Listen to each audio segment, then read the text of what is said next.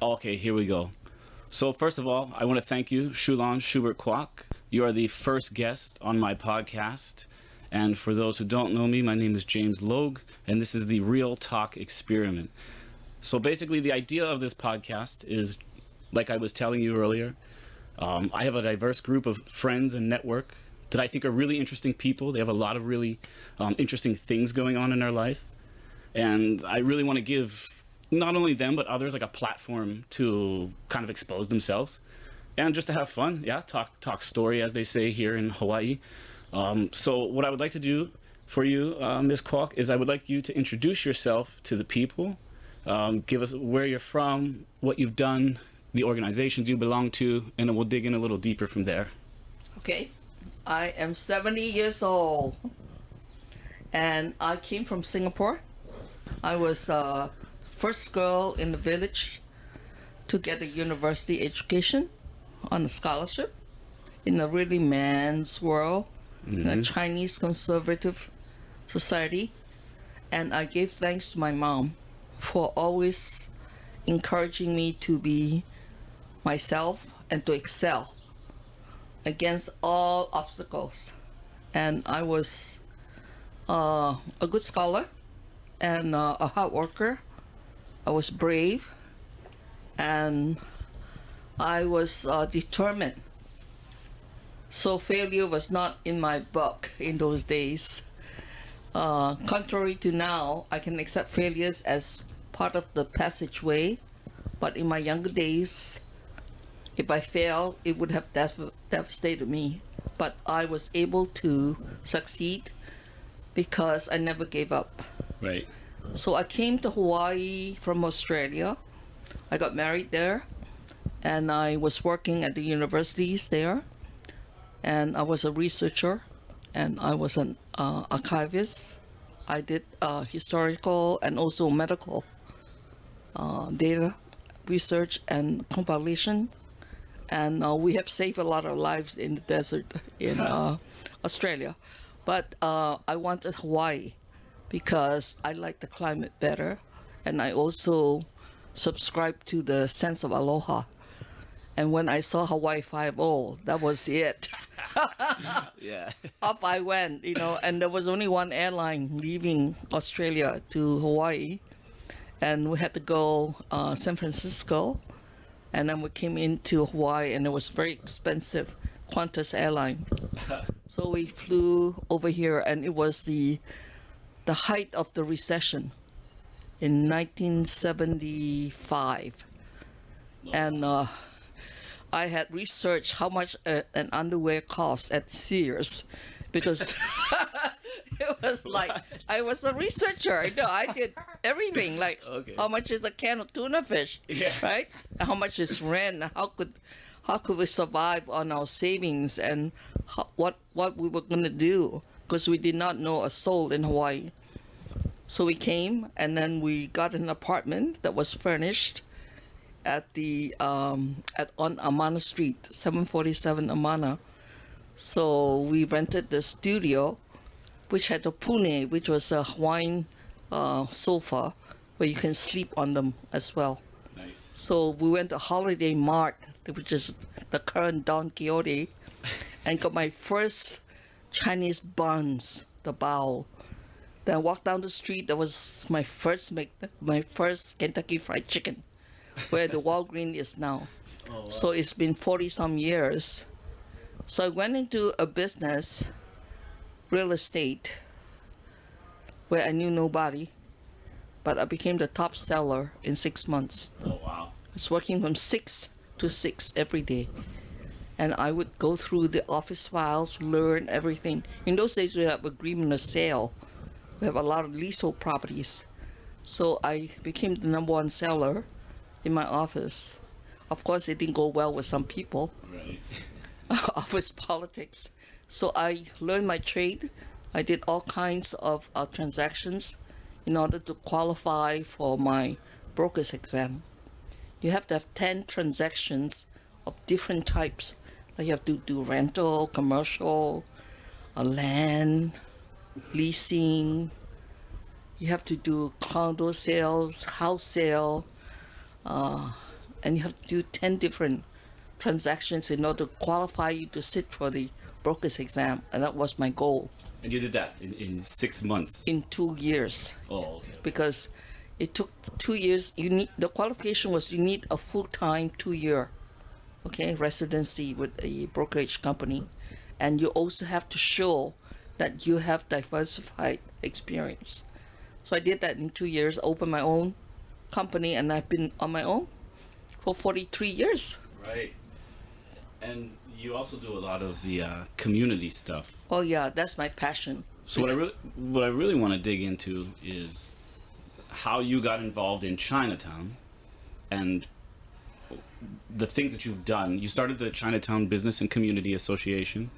There's a 501c3, yeah? No, It's 501c4. no.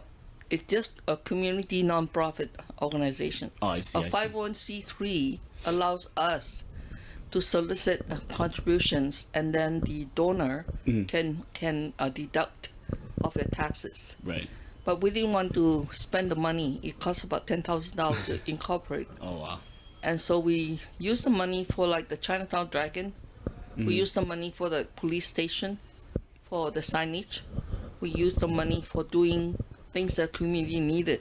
Right. Because my feeling is, if you want to donate, don't look for a tax write-off, because we are small. You can't donate so much to us that it will make a difference. Right. So for us, we self-finance a lot of times because we are for the small people.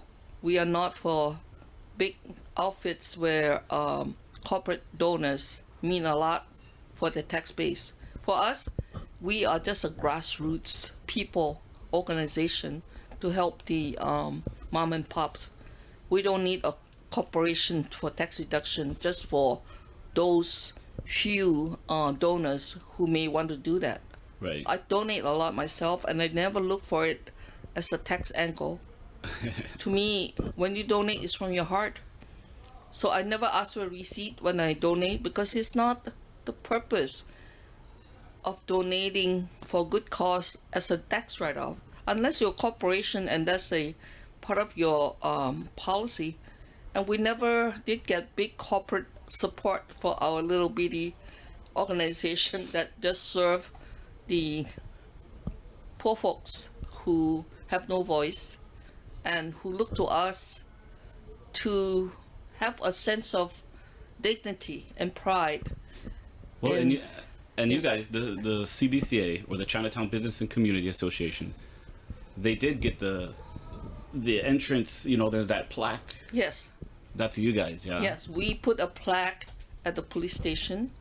We also put the signage in Chinese and English as the police substation, because nobody could find the police station because the signage was so obscure and so hidden because of the awning and was dark.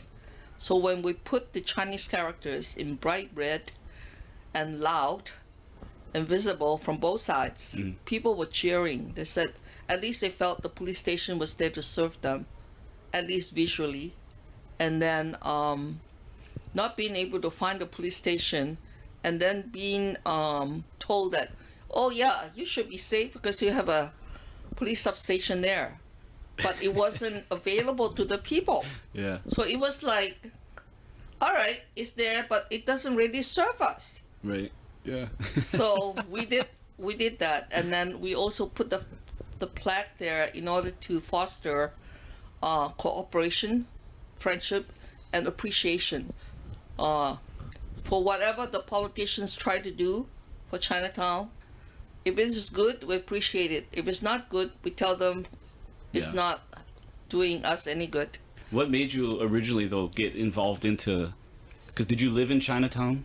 No, I have a business in Chinatown, a branch office. Oh, okay, you have a branch office. I have a corporate office in the Ala Moana Pacific building, and I wanted to come into Chinatown as the first branch of my office in both mortgage company. I own ABC Mortgage, which was a very successful mortgage company. And then I also have Chu Lan, at that time it was Shubert Properties, Chu Lan Properties, in order to serve the people who could not speak English and they could not get a loan. They could not get a loan to buy a house. they could not get a loan to do business because they didn't have the right tax returns. They didn't know how to do things the American way. Right. So they were left out. They couldn't buy a home. So when I came into Chinatown, I helped many of these business owners to buy homes and to get business loans because they were the disenfranchised. And these are people that work 16 hours a day, slaving away with small profits. And that's what kept Chinatown alive. That's what inspired me to help these people to keep Chinatown alive. If we don't have these people that looking for small profits, who willing to slave from like 2:30, 3 o'clock in the morning until 4 o'clock or 5 o'clock in the evening, we wouldn't have Chinatown because it's too difficult to maintain a business at such a narrow margin of profit. And then you're subject to all kinds of things that you don't understand. Right. So there was a language barrier, there's a cultural barrier, there's also the disrespect, Yeah. which really hurt me to see. I'm a highly educated woman, but most of these folks are not educated. They're not even literate. But they are the bones and flesh of what made Chinatown come alive. But we don't appreciate these people because we're off in our homes in Kahala. Yeah. So, and you have you been to other Chinatowns around the U.S.? Oh, And that's my what is- passion. What is the traveled to comparison? almost every Chinatown in the United States. Do the cities in the U.S. do they treat their Chinatown kind of the way that our politicians, Yes. very specifically, Yes. our There's a former racial- mayor, There's a treated racial us? bias. Yeah. There's also the thing that for Chinatown was always the backwoods, always a slum area, the area that nobody wanted to go. Right. Until the Chinese and other people like Italians or other poorer immigrants build up the property. Now all of a sudden they see it as a golden egg. Yep. Real estate, skyscrapers. Yep. And then they find all kinds of policies to drive these people out. And I've seen Chinatown die. I've seen so many of these good places die because of city policies to drive out because of the mighty dollar. Yeah, and it was always fascinating to me to see how. Now Portland, for instance, I was recently there. What remained is a beautiful arched. Portland, you said. Yeah. Oh, okay. We were in Oregon. And then same thing in Washington, same thing in DC.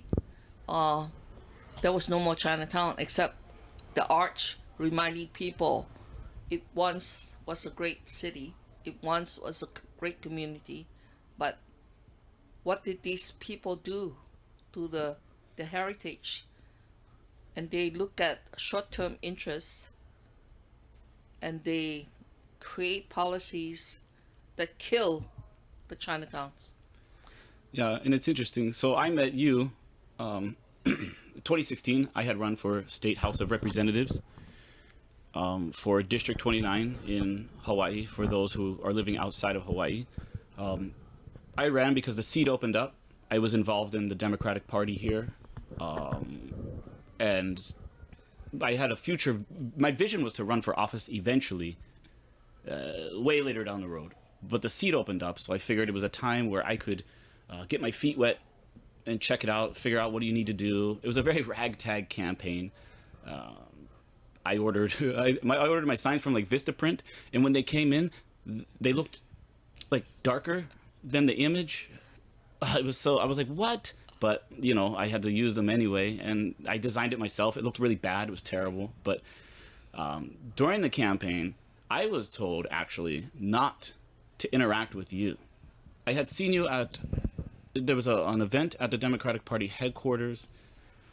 I can't even remember what it was, but my acting campaign manager at the time, he said, "Oh, you see her? Stay away from her. Everyone in Chinatown hates her." So I said, "Okay, I'll stay away." Because again, I didn't really know the area. I was a newbie running for office, but it wasn't actually until after the campaign when I reached out to you because something just didn't rub me right that I was told stay away from this lady. But I had never heard of you, so I had never heard of anything bad about you. But I always knew that you were the one on TV. Anytime something was happening in Chinatown, they're asking Chu Lan Shubert Kwock. There's no one else. The chair of the neighborhood board was never asked. There's no one else.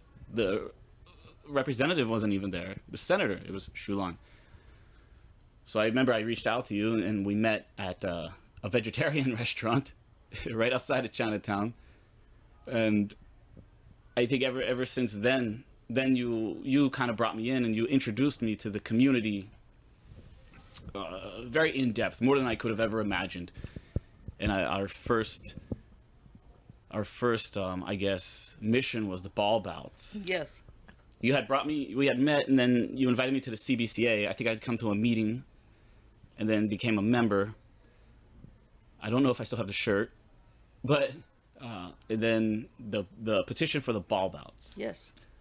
So this is where I started really getting more insight into really how Chinatown itself was really basically how I look at it, like shit on by the politicians. Yep. Like, and a lot of people said stay away from her because they're from the bar district, and I had opposed many of the event organizers because they were not doing it right. They were self-serving and they did not treat the community right. I was the only lone voice against these relentless, loud, drunken parties in Chinatown utilizing our streets. That's why they said, stay away from her, she's bad news, she's bad, because I wasn't buying into their scams. right. Yep. And it's very interesting, the dynamic in Chinatown, because you do want the bars to succeed. Yes. You want all the businesses to succeed. But for some reason, there is this, I always try to stay very neutral. I'm just a realist, as I consider it, like a realist. Like, I don't join one tribe or the other. It's just like, is that good for the people? Yes, no. You see, You know? I've always supported them all the years. They had a lot of parties. I've never once voiced against them. Mm-hmm. For 15 years, they did what they wanted because I wanted Chinatown to revive and to prosper. And if you were here in the 70s and 80s, you see that Chinatown was very seedy, very, very run down, a lot of vacancies. They still have the nude girl Yeah, sign. they up. had on Hotel Street, they had the new bars. They had, and so when the onus was to revive, and I had never spoken up against any of them about street parties until it got too loud, too frequent, and too lawless, and that's when I spoke up. And I told them, I'm not against street parties. I'm for business, but I do not want irresponsible street parties. Right. And that where you have not taken responsibility to also help your neighbors survive. You just have the party, sell a lot of liquor, take the money and run. And you leave the trash and you take away parking from these people who pay rent and they have no parking. And you take away 332 bus routes when you have a party. And then also, there are 5,500 people live in Chinatown in 12 buildings. And when you take down and put up your tents, all these metal rods were thrown around. Yeah, you can And hear it was really bad. And it was like 2, 3 a.m. in the morning. And then trash. There's a lot of puke, urine, feces. And people are just peeing on with the windows, breaking glass. Now, this is a kind of behavior I don't think should be associated with any good event. Right. And so I think I was trying to tell them, I would support you if you do it right. If you're not doing right, I'm not going to support you. And see, for me, because I'm 35, I've been in Hawaii since I was, oh my God, 20. I used to always go down to the First Friday events. I love the first. I still love it. I still love the First Friday. The First events. Friday event was the best event. The First Friday event never dealt with street alcohol. There was no street alcohol. It was strictly an art walk. Right. Yeah, and you would go into different places. And then music. Yeah, and each place would have like wine. Yes. So you would go to different. Yeah, it was and never awesome. a street sale of liquor. Yeah. In fact, the state law does not allow alcohol sale on the streets. So But the city under Hanneman circumvented it by calling it a non-construction street. under Mufi closure. Hanneman, Yes. former mayor, before Caldwell, Yeah. So it was called a non-construction street closure. Yeah, yeah. So that was like cheating the people of their right to a peaceful night by doing this to satisfy political donors. And to me, it's corruption. Yeah, and actually, like, and that's where the politics comes in. Where me, as just a regular person, James Logue, I was in the military. I loved those events. Everybody loves a party, and Chinatown was the R&R of the army in the Second World War. Yeah, And we had a lot of bars, prostitutes, drugs, you name it. Everything was the Sin City of Right. the Pacific. But all of those businesses died. Okay. well, And then the revival came and then a lot of bars opened up because of the street parties, because Yep. of the street sale Yeah. of liquor. But how can you promote a historic and cultural place and the oldest Chinatown in the United States with selling one item, yeah. It's- alcohol? And again, that goes back to where I was getting at. Is And the art world had disappeared. There was no art. The old days when we had the beginning of First Fridays, we have a lot of art galleries. Yeah. Today, I don't see one single art gallery. And then when these bar district people said, "Oh, we're painting art," I have not seen a single art that they painted. yeah. I'm sorry, well- it's just an excuse. But see, and here's the thing: is like the bar owners themselves, they want to be successful. They're throwing these events. It's only supporting a small group of businesses. But that's what I was trying to say is the political side comes in where, yes, I go to those events. I spend money at those events. But let me tell you, but when you pay $15, $17 for a drink yeah, in a plastic cup, and then they leave trash for us to pick up, and they leave people drunk and puking on our sidewalks, that is not right. right. No, and that's what I'm saying. But there's also the other side where, when it comes to politics, there's diplomacy. You said there's 5,000 something people that live here.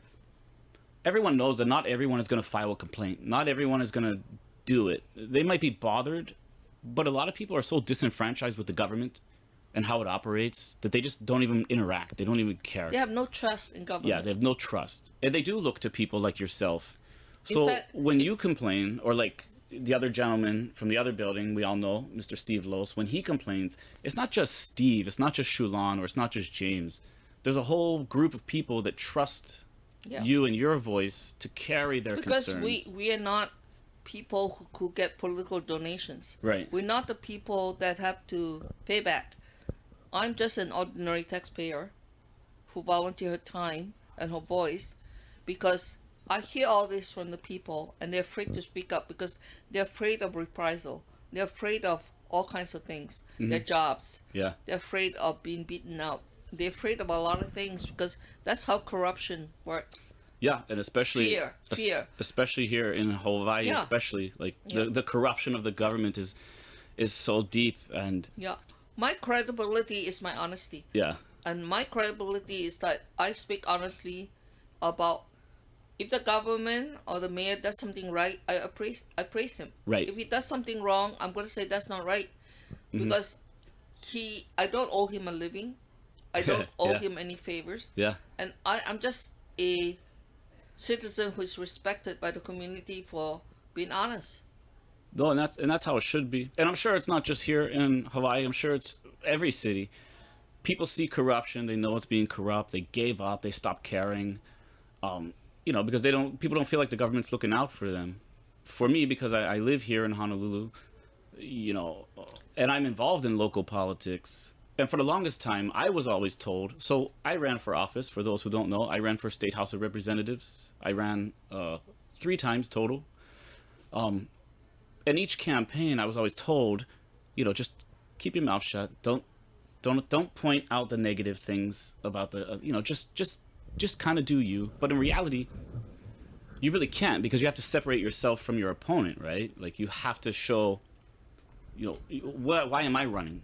If it's taboo for me to speak out against my opponent's failures, how could people decide to vote for me? It's hard to win when you don't belong to the Old Boys Network or the good the old boy. unions, and you don't have a political machine behind you. Yeah. It's hard to win. But I ran for office once for city council, Yeah. City council. and I got no support from the union. Of course. Absolutely nothing. Yeah. Carol Fukunaga ran. She got support from the union. I spent my own money in my campaign because I didn't want to owe anybody any favors. Right. I came in 6 out of the field of 15. Or 16, I think 16. Yeah. And I was the first time runner, and I never regretted running and emptying my savings account to run because I was hoping to make good changes. Yeah. But I didn't have the votes because I couldn't buy the votes. Mhm. I couldn't run as many ads as my opponent could. And as you know, each card is sent out costs 68 cents. Yeah. And then I sent out 25,000 cards. Okay? It's expensive. Yes. And then on banners, shirts, I have to take my campaign workers to lunch, breakfast, and dinner. Yeah. I Feed have them. to do, yeah, it's very expensive. So I never regretted running because I truly believe in democracy. I truly believe in people's rights. But I didn't win, but I learned a lot. And I talked to myself and said, look, if I didn't spend this $100,000 or $125,000 that I did Oh my God. on my personal savings in my campaign, because I didn't want to ask people for donation. Yeah. I hate Yeah, asking for money. that's not my thing. hate it. I never like to ask people for money, and so that's why a lot of things in CBC is self-funded by ourselves, because we don't even push people for their membership fees. I never send a I know. Yeah. You've never asked me. yeah. Is it a $25 a year? Yeah, and then you get a monthly meeting of dim sum breakfast, Yeah. which we ask for a donation of $5, but it actually costs $12 to $13. Yeah. So we never ask people for money, right? So Yeah. we don't.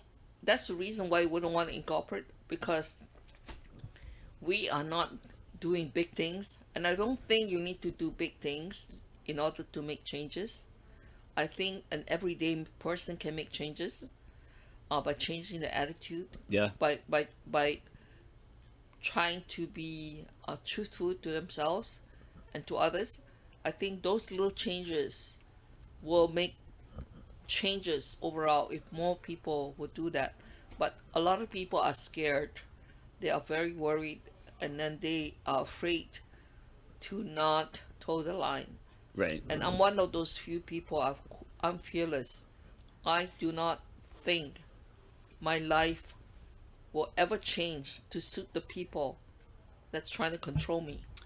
No, because I think I have one life, and my time on this earth is short and precious, and I want to be remembered as an honest person and willing to speak her mind for the good of many.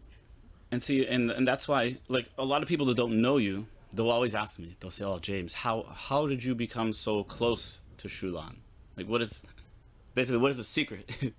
And I said, "You just have to listen." I said, when you see Chu Lan on TV, you're just seeing a 15-second clip Yeah, of a whole conversation that they chose to put. Yeah. But that's not the whole conversation. That's not. And you're not. I said, you don't understand Chu Lan. Chu Lan isn't someone who is gonna sugarcoat anything. Yeah. If you ask her something, you're gonna get the honest answer. Like, Yeah. guarantee you, if I would have asked you in any one of my 3 campaigns, you think I'm gonna win? You would have said no. In fact, you've told me. Yeah. Because you understand the reality and the dynamics, and that's why. But I still support you. Right. I still vote for you because I think it's very necessary. You don't have to win in order to win. Right. You already won when you stood up. Yeah. And that's why I would be the last person standing in front of a bulldozer, because I want to make a point that I'm not afraid of big government. I'm not afraid of corrupt politicians. I'm not afraid of the gangsters that try to kill me. Yeah. Yeah. I just will stand, and if I die, I die. Just like Martin Luther King says, I cannot worry about my life when I have so much to do. Right. You just got too much to do. You don't have time to worry about dying. And if I die, I die. Because I would die an honorable death. Right. I'm not dying hiding under my blanket. And honestly, that's how a lot of people are. I even have friends that have run for office, and they've lost, and they were just disenfranchised. You know, they blame the voters not paying attention. No. I said, look, bro, like it's okay if you lose. Accept it. You can still stay engaged. Now, one thing that was good about you though, is the person you ran against. You guys worked together. You know, the first year, she won. Mm-hmm. She blacklisted me. She didn't want to work with me. Yeah, of course, because you ran against her. Yeah. That's why. And then I didn't know she was running. She came in last minute. Oh, well. She had lost the congressional. She had lost the senatorial race because they reapportioned the district. Oh. So she lost to Tanagawa. Because wait, she was a state house rep or She was senator. a state senator going for Congress. No, senator. Oh, so state senator redistricted out? Yeah. Oh, I see. So when she lost to Taniguchi, she quickly ran for city council. I had entered the race on August 31st. Almost towards the last few days of Tosi's left to run for Congress. Mm-hmm. She had promised 4 years, but she ran after 2 years. Yeah, Tulsi Gabbard, yeah. Yeah, she had promised us. I helped her in her election. And then... she's an opportunist. Yes. Smart, though. Yeah. Smart, though. Very disappointing to realize that her ambition was bigger than her commitment to the people that worked and voted for her. Yeah. Yeah. And that's kind of a whole other topic, but I mean, like... But anyway, so Carol ran, and the first year and a half, she ignored me. And she didn't want to work with me. But then from her second year on, she was starting to be a city council woman. And she was starting to work with us. She could not ignore some of the issues. Mm-hmm. So we brought her in. I treated her very well. And then third year, I awarded her Chinatown Business and Community Association's Heroes Award because she deserved it. Mm-hmm. I have no animosity or hostility towards anybody that I compete with, because you have to base a person's action and their work as merits, right, and not your personal prejudice. I have no prejudice against Carol. I still treat her as an important person for Chinatown, and she works with us now. But she was very skittish in the beginning. So, but she's kind of calmed down, and she's one of the hardest working city council women, and I really appreciate her. So I have no reservation to say if Carol runs again, even though she's getting term limit, I would support her because she really did her work.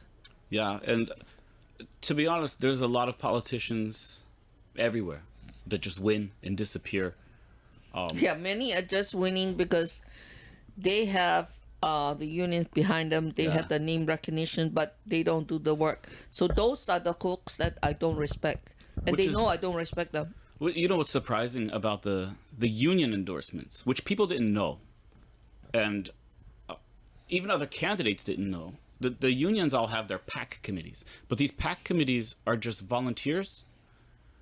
But these volunteers might not have... They're hideous. Well, they may have never been involved. They probably don't even know who their own city council person is. They're hideous. I think this law passed by Congress is hideous because it empowered big corporations, right, big unions to have... Citizens United. They have the power and the money to run campaigns against people they don't like. Yeah. And this is not an equal playing field. It's not a fair playing field because it should not have even been done, because this is not democracy. This is buying votes, and this is absolutely corrupt. And my thing is like again, going back to the union PACs. You know, as candidates, you fill out all this information. You go into elaborate detail about your policies. I've been through that.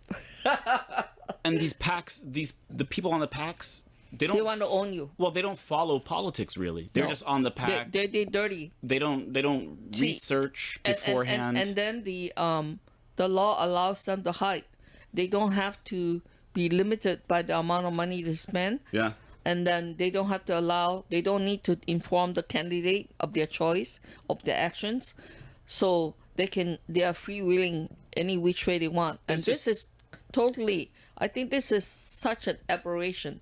This is such a wrong thing for our United States to do, to allow. I hope sometime soon Congress will repeal this very corrupt and very hideous and very dirty politics law. Well, listen, the Democrats are in control. They're the ones who've been talking about overturning Citizens United. Well, where is it? How is that not first on the chopping block, especially with 2022 coming up and 2024, a possibility that Trump is going to run again? I think we don't have good enough people who are running. Yeah, well, We don't. We have people who are not standing up for what our Constitution says. I even think that to this day we should do away with the electoral college because it has served its purpose. It's no longer needed. Because why should we allow powerful politicians to decide the presidency? The president should be voted by every man and woman, not by these people.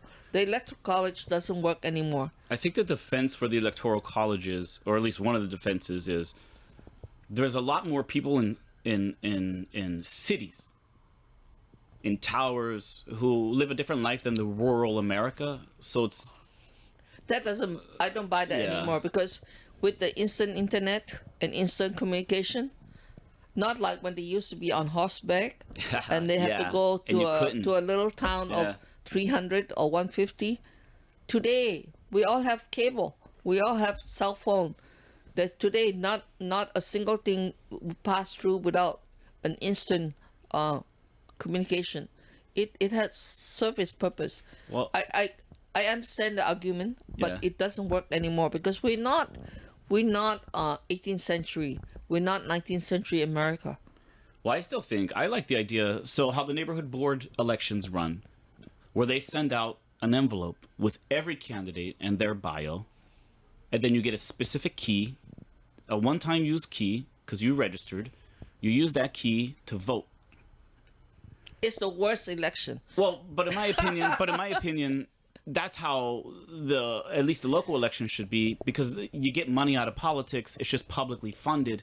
It's equal. I would say the neighborhood board. Let's split this into two. Okay. I would say that the neighborhood board is the least run properly election because most people don't even know of it because Right. there's not enough money spent by the government to inform and educate people about neighborhood boards. There are 32 neighborhood boards, but people are not informed. Only the I would say minority people are informed about neighborhood boards. You talk to people who live here for 30 years, they've never even heard of neighborhood board. So what you wanted to do, if you're really serious about neighborhood board being the voice of the community, is to really run it well, educate people, and let them vote. The way the elections are held and the budget of the neighborhood board is an embarrassment. Oh, Okay.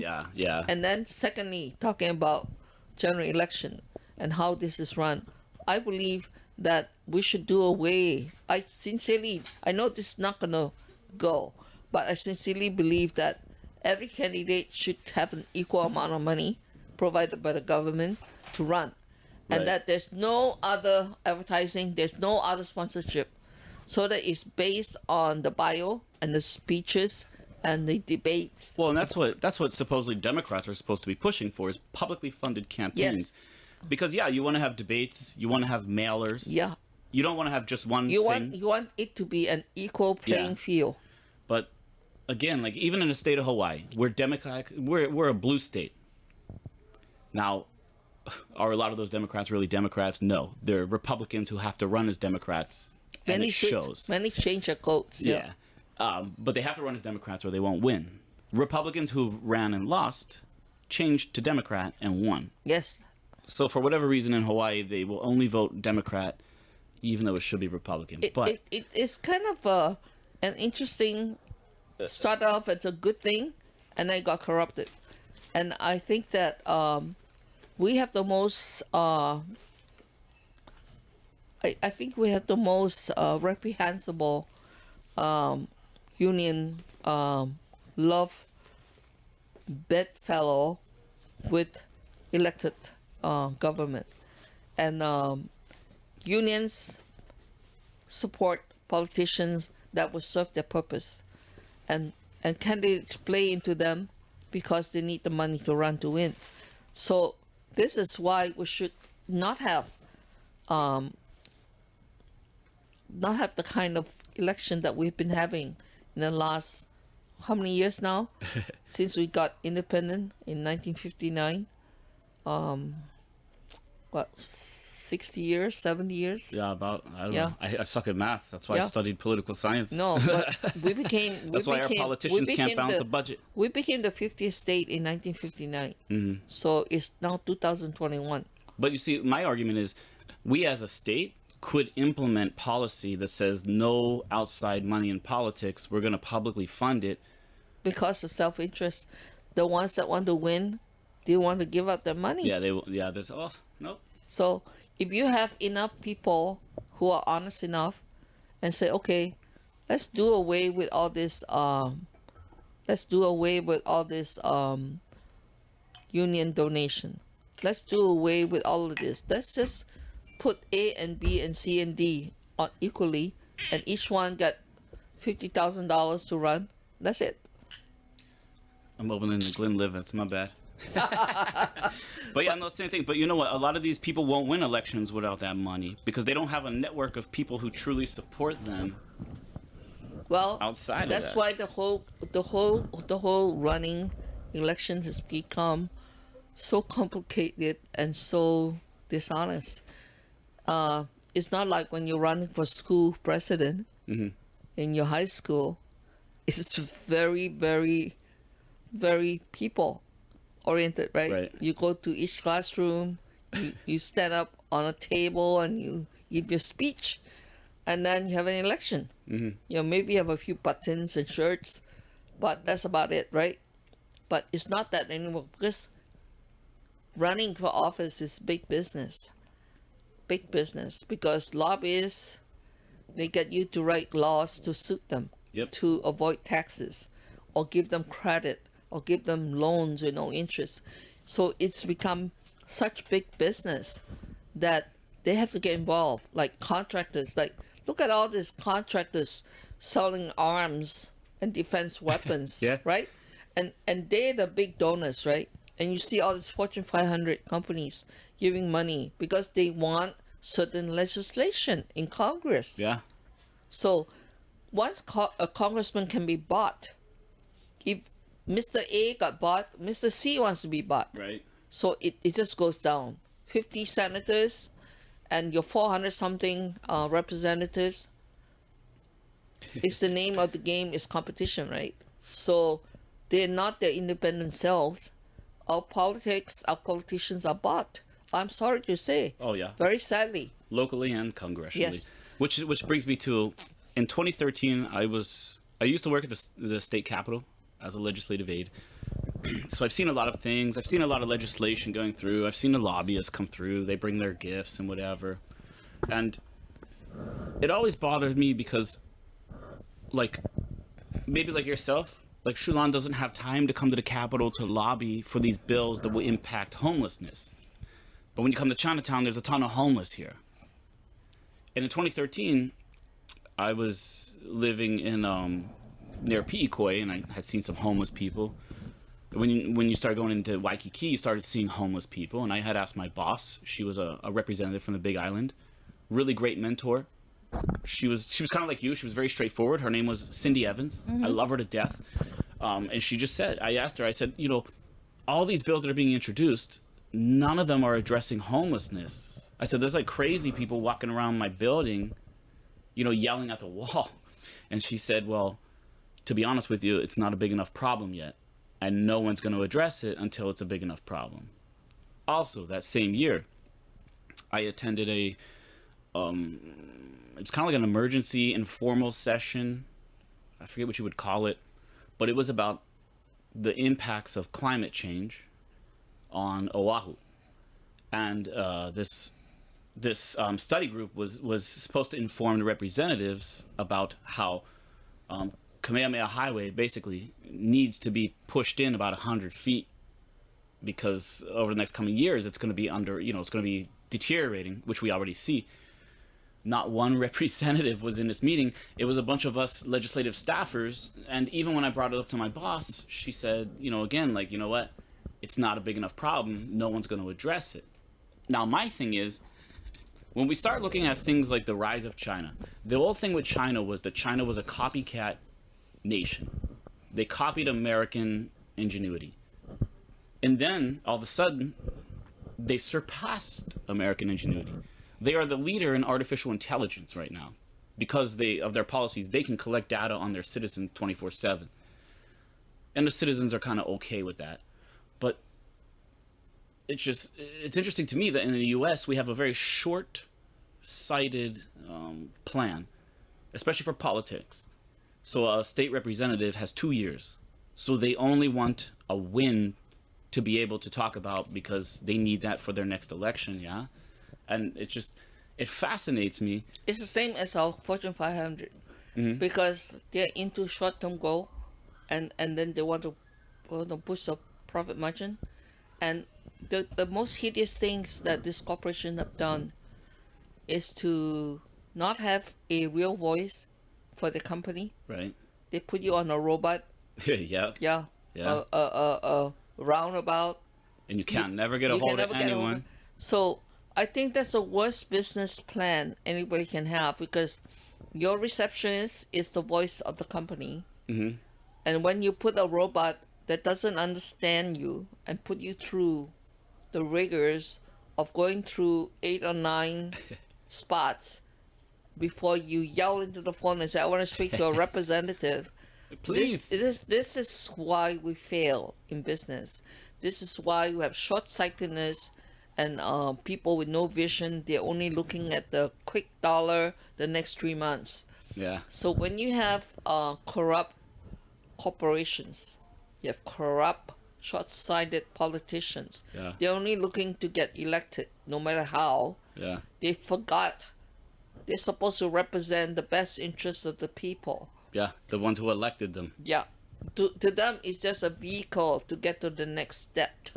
Yeah. So until we change the mindset of our people, we're going to lose to China. Mm-hmm. Oh, because of course. China has a one party, one rule government, and they can intimidate their people. But see, today, because they have been growing economically into a giant, they're the suppliers to us guys. Yeah. They hold our bonds. We are the debtor to them, right? Yeah. So they have a lot of power. Russia too. So America started selling freedom as our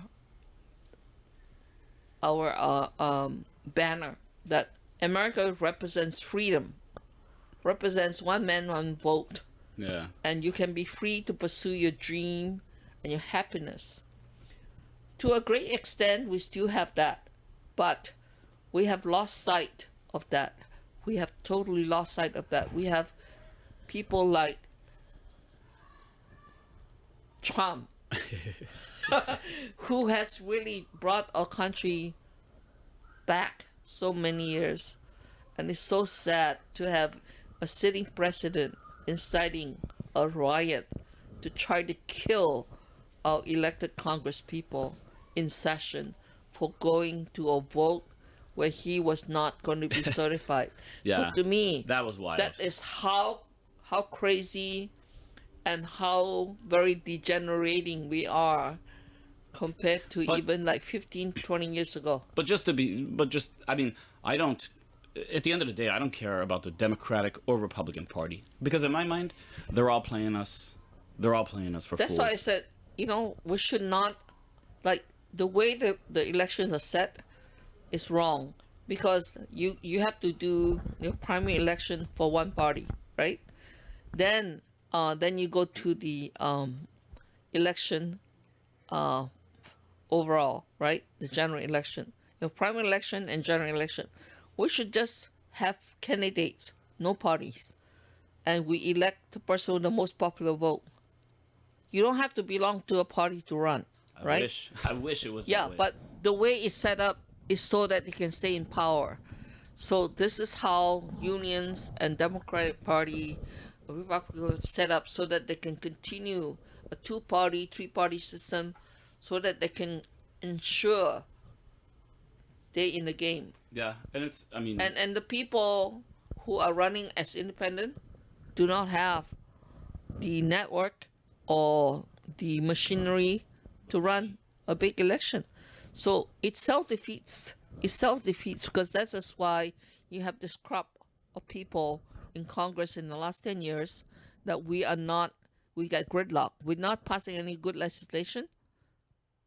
We got a lot of pork barrel, but we're not doing. That's why our country in America is declining. It's been declining badly. oh yeah. And Trump didn't help it, because our reputation went down to the garbage. Pretty bad. And it just always fascinates me because circling back to the what my old boss told me when she said it wasn't that big enough of a deal. She's not realistic, because she didn't want to deal with an unpopular issue. Well, no, she told me it just wasn't popular and no one was going to introduce anything. Like, she just told me, like, she had a couple bills that she allowed me to work on for the homeless. But of course, at that time, I wasn't educated enough on homelessness. Because Just like you were told, stay away from Chu Lan. Why? You never Yeah. asked them why? I wasn't. Well, they just said that you had a bad name in the neighborhood. That's why. What neighborhood was that? Chinatown. They're not in Chinatown. Yeah, They're I know. in the Bar District. But- They're not in Chinatown. They never even walked down to Chinatown to see the Yeah. problem. But admittedly, like, that's what they told me. And but the thing is now when you look back, you know, when she said it's not that big enough a deal, maybe in 2013 wasn't. But when I was walking over here, because I'm at your place right now, I'm at your apartment. Mm-hmm. It's lovely. I love it. And you made some really great food. What do you call this? The shrimp? Pineapple shrimp, Oh yeah, the pineapple shrimp. chashu, and seared ahi. Yeah. So if any other podcaster is looking to host, you want to ask Chu Lan Shubert Kwock. Yeah, she's a good she's a good guest. But when just walking down here, Hotel Street, Smith Street is just littered with homeless people. Pawahi. And people who don't live in Hawaii might not be able to fathom the idea that there's so much homelessness here. It's nothing like you see in LA yet. But that's only because in LA they're concentrated in one area. We have the biggest homeless population per capita, and we are running number one and number two, right? And why is that? You ask yourself, why did we get ourselves to this stage, and why are our elected officials and government not admitting that they dropped the ball? Because you know why? It's just like in other states. You know, the peanut industry, the peanut homeless feeding started 30 years ago. Oh, the peanut what is it? Ministry. Yeah, the peanut butter ministry. Yep. Yeah.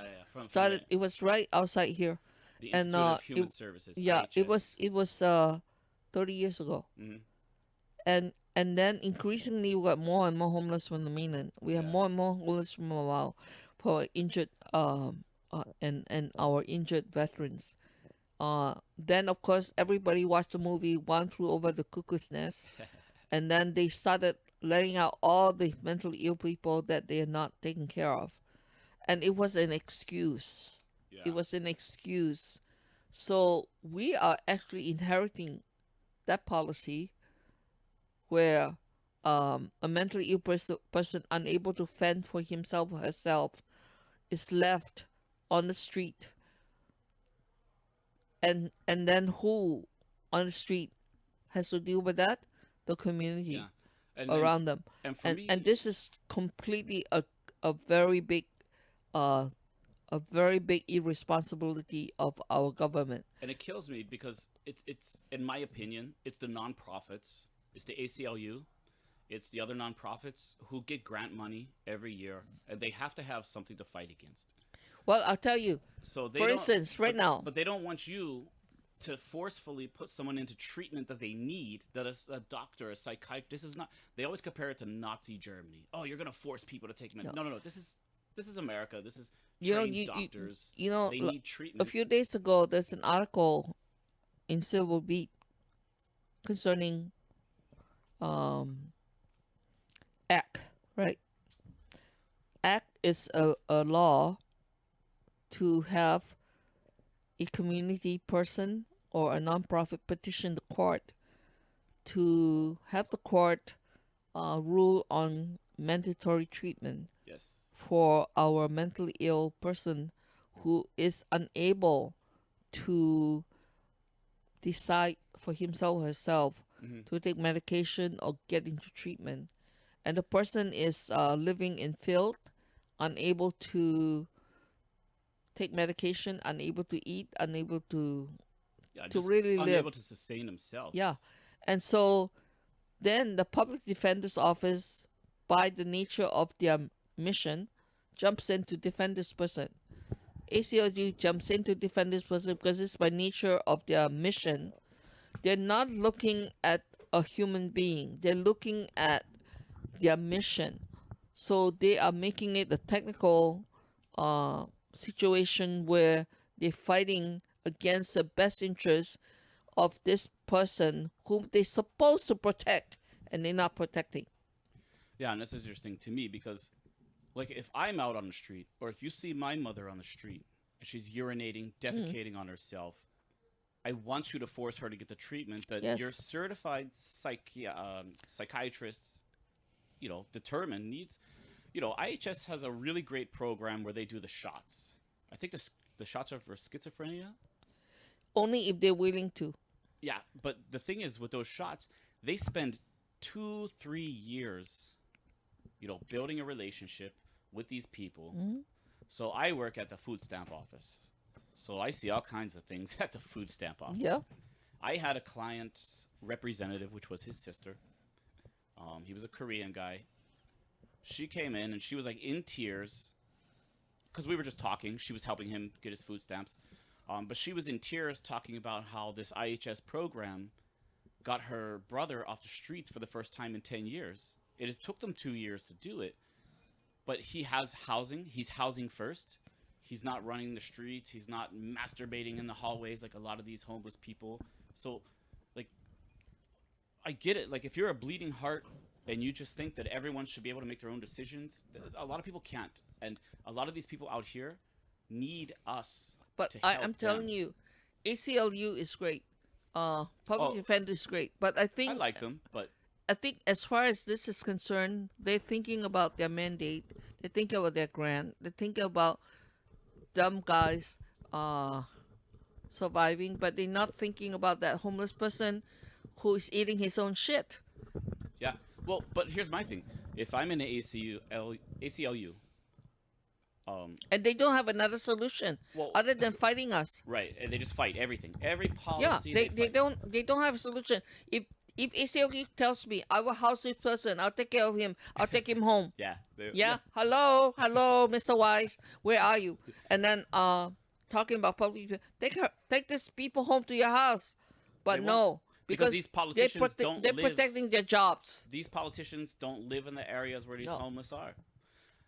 So Like, wouldn't it make more sense though, if you're in the ACLU, that these people get put into permanent treatment, and it doesn't have to be permanent. It's just till they can get their own sensibility. it's not like we're taking away their rights. Well, but the thing is, The rights are suspended temporarily so that they can get well enough to make decisions for themselves. but the ACLU could get a contract from the government to represent these people while they are in treatment, which is way more money. So they're so short-sighted. No, they've been very political and they've been very defensive for their own That's ridiculous. survival, because I do not see this as a good long-term policy of the public defender or the ACLU, because look at the record. These people are on the street crying for help, and they're not able to get help because of the obstruction put up by ACLU and put up by the public defender, because they're not looking at a person who is homeless and in need of help. They're looking at the law by splitting hair. So you can cut your nose to spite your face. Yeah, and so this is what we got. This is what they Right. Burn the whole country down to prove that you're right. I mean, if you look at LA, you know, the ACLU fought every kind of like policy to help these people. And now there's just so you mean to tell me that you want my mom to just be out there addicted to heroin, urinating on herself, becoming a prostitute, probably sexually, you know, raped? They're actually And eating that's their okay. own. They're eating their own doo-doo. Yeah. They are. It doesn't make any sense. What you could do is you could force the government to institute, you know, we used to have the mental health institutions. I know it's taboo to talk about, but It's not, because I tell you, if you have, it's management. If the people are not accountable, any good thing is not going to work. Right. If the people who manage these things are accountable, and there's auditing them, and there's also people who supervise. Which means and, it has to be, in my Yes. opinion, it has to be private. It cannot be Yes. government run. But the ACLU should have a contract to go in. Like, to be honest, why is the ACLU not monitoring care homes where these elderly people are being Yeah. abused? Their money's being They're taken. selective because Yeah. they like to make a political stand. And I admire the ACLU for defending human rights and things like that. But when it comes to life and death, they're not defending properly the right of the person to survive. They're defending the right of the person to die sooner by Yeah. not taking care of them. And it kills me because they're not defending It is these. disgusting. It's disgusting. I think they should stop and reevaluate their policy and say, look, we are here to save lives, and you're there to, like you said, supervise this person's treatment. Right.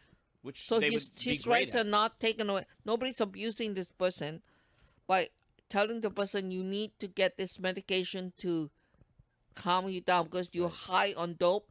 You need to cool down, right? You're gonna die. So we need to save lives by stepping in, just like in an emergency, right? You got an accident. You bleeding on the street, right? Somebody called the ambulance. The ambulance come and take you. Whether you like it or not, you're going to the hospital, Yeah. right? So that should be the same thing with these Because people who have even just think who have about- gone to this, who have deteriorated to this stage where they cannot take care of themselves. They're living in a pool of human waste, and we still gonna protect their rights to say yes or no. They can't say yes or no. What kills me is, for some reason, the homeless people who are drug addicts that need help, the homeless people who are mentally ill, like they're mentally ill, they need help. They have more of a right to our publicly taxpayer-funded spaces. Like my friend, she owned Charm 3. She had to close because there was homeless people pissing in front of her. But she just couldn't. She's sustain it. close. Yeah, someone else bought her out, and you know they're trying, so we'll see. But you know how are businesses supposed to succeed when organizations and even the government is sticking up for the drug addicts? Listen, I don't care what anyone says. No one told you that you have to do meth, that you have to do heroin. Whatever led you in your life. But, to see, one of the things experiment that is your fault. always bothered me was they can get their government checks, disability check when they're drunk, or they take drugs, they become disabled. They get disability checks sent right to their bank. Yeah. And so they can continue to buy drugs, and they get free meals. They don't have to buy food. They can sell the food stamp food. So this is enabling them. The government is helping them to die sooner. So this is not protecting the rights of the citizen. It's even, which in Hawaii, which a lot of people don't know, and maybe other states do it too, is I've told you before, and I even told Senator Carl Rhodes, and he didn't even understand the program. I said, did you know that the state funds general assistance program for people? If you're applying for food stamps, you can also apply for general assistance, cash assistance, and it's state funded. But if you're an alcoholic or a drug addict, you qualify. There's Yeah, what's the we're just incentive giving to money get well? Yeah. addicts. You're enabling them to continue their lifestyle. And I know a lot of these homeless people out here, because at the end, I don't judge them. I see the policy standpoint that needs to be changed, but at the end of the day, I don't look at the homeless people any different than anyone You see, else. you can see that the government don't want to involve themselves. Yeah. They just want to buy it off, buy it off, kind of like get out of my way. Just do what you do, right? Shoo it away. Yeah. And for me, a lot of people they get my intentions twisted, which is why Facebook is I fucking can't stand posting on Facebook. Everyone just attacks everyone. Any opinion you have, somebody attacks you. You're right. But I'm always looking at things from a problem solving standpoint. You could be homeless, but I want to figure out how other people shouldn't be homeless or how we can help you not be homeless. I tell you, I think city and state, if they get together, we can put mini homes in and people can be housed. Like my friends in Waianae, yeah, James, they're able to get together and they're able to get some grants. They're building their own homes, right? They're able to buy because they have rules about if you want to stay in this commune, you have to do no drugs, right? You have to keep the areas clean. You have responsibility, right? So you have to have a commander that is willing to put these things in place. And like Twinkie and James, they did that. So, and now they're going to be building homes for all of them, right? Because they got enough money. So, if they can do that, why can't IHS do that? Exactly. Why can't Salvation Army, Catholic Charities, all of these people with millions and millions of dollars going to them? You know what kills me? Is a lot of these executive directors. So just a disclaimer, I have a master's degree in public administration, nonprofit management, and even in our nonprofit classes, we learned about how people just start nonprofits because it's a way to pay yourself. Yes. I could start a nonprofit to help Chinatown. That's one reason I didn't want to do it. Yeah. One reason I didn't, because I actually was advised to do it.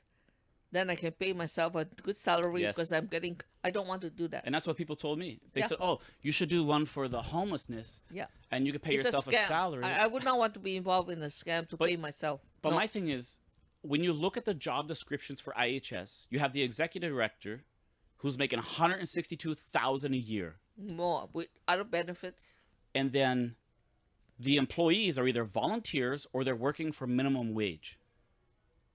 So you want master's degree level social workers to go out there with these people, and a lot of them do because they need the internship experience.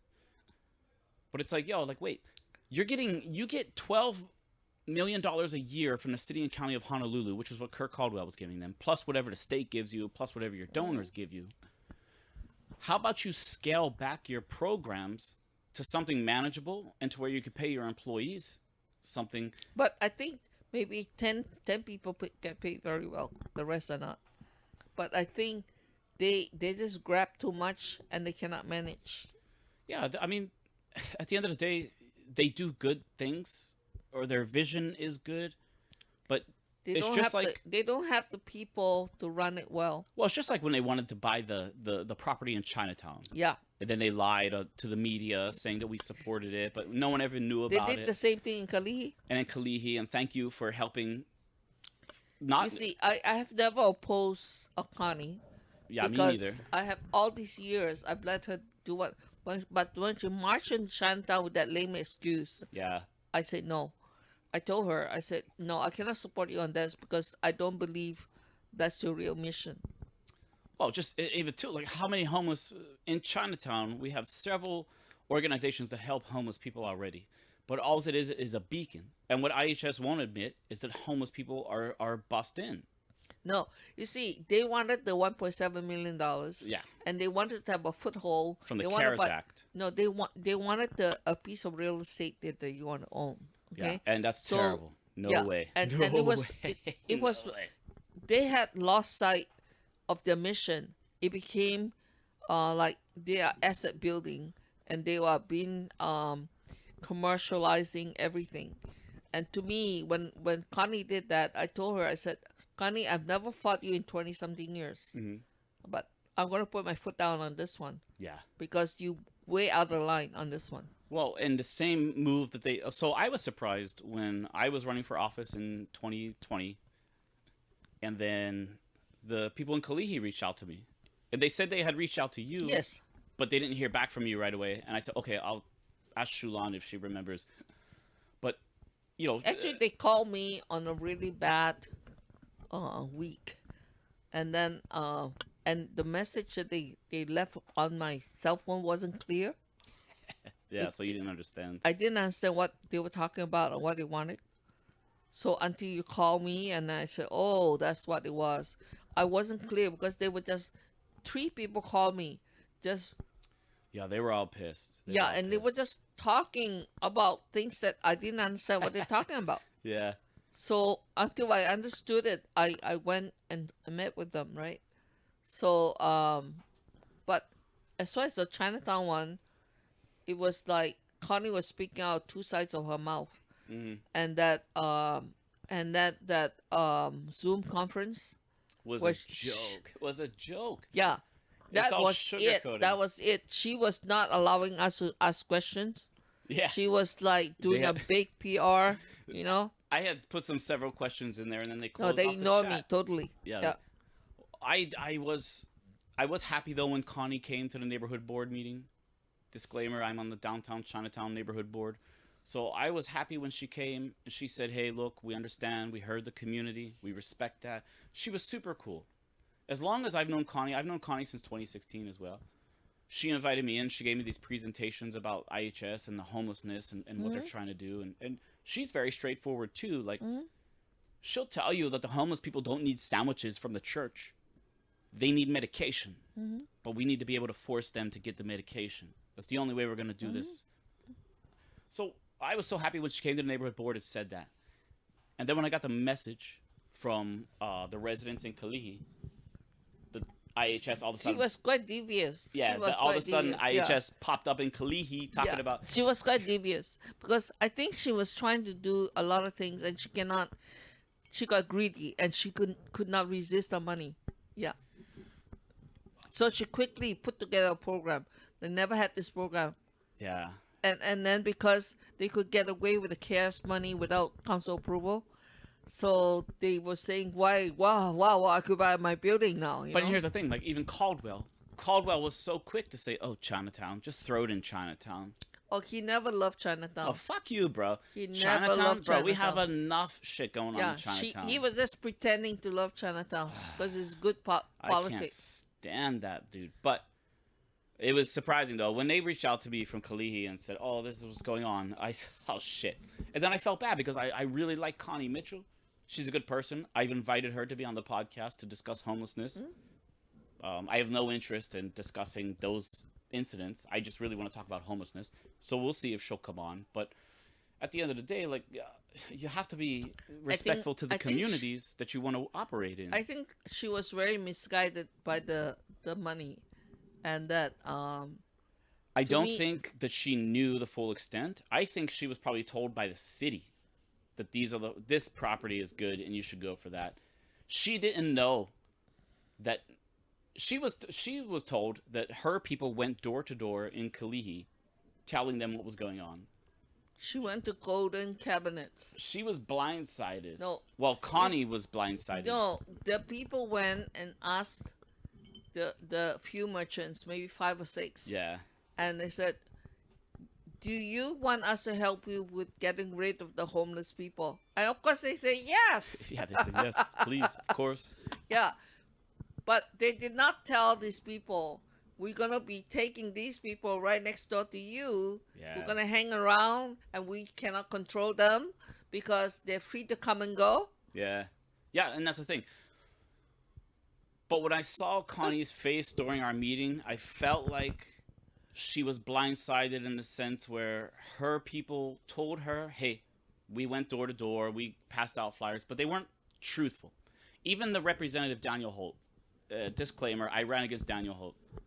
That's the state He representative. was told for the our wrong district. thing too. No, he showed up to the meeting very combative, like fighting the community members, saying, no, I knocked on your door, I knocked on this door. And one of the ladies I forget her name, but she was there at the neighborhood board meeting. But she said, "Okay, which door did you knock on?" She said, "Point to it." And she's and so he points to this door, across the way. And she looks over at the guy who lives there, and she says, "Hey, did he knock on your door?" He said, "No." And then she looks at Daniel Holt, and she says, "He's Korean. He doesn't even speak English. So how did you tell him that IHS had a plan to put homeless people here for a triage center after you just gave us this whole spiel about how you informed the community, right?" Like, and I could see Connie sitting there like, "Oh my God." Like, So Daniel was lying? yeah, lying like a motherfucker. Of course, of course. Daniel, which was is always upsetting when you lose to somebody who's never around. Daniel has no idea what's going on in his immediate community or the district itself. But why was he so gung ho to support IHS? I even Who got a knows? section of police department gunning for Connie that meeting because they worked with her in that Staten Island. Yeah, they were very outfit. combative too, which is disappointing. But you know what? HPD is so corrupt. But in HPD are some really good people. Yes, minority. So when people talk about HPD being so corrupt, yeah, I do think it is. To be I honest, know some very good people in there. I'll be honest though. I don't think Susan Ballard became chief of police as a female. Through all those years, through chauvinism and masculinity, come on. I don't think that she became chief of police without some baggage. But I don't think you're going to find someone within the department who doesn't have baggage. Yeah, Even our mutual friends. yeah, she got baggage. Yeah, even our mutual friends who I won't mention, but they have to know. But it doesn't mean that they accept. But they have to watch their job. They have to Exactly. watch their mouth, and things might be better unsaid. So But they're good and those are the people that you meet with all the time. Yep. Anytime you need something done, yep, they're helping you out. yep. To be honest, I can call them and ask for help or ask to sit down and have a meeting, and they'll be there. And Yep.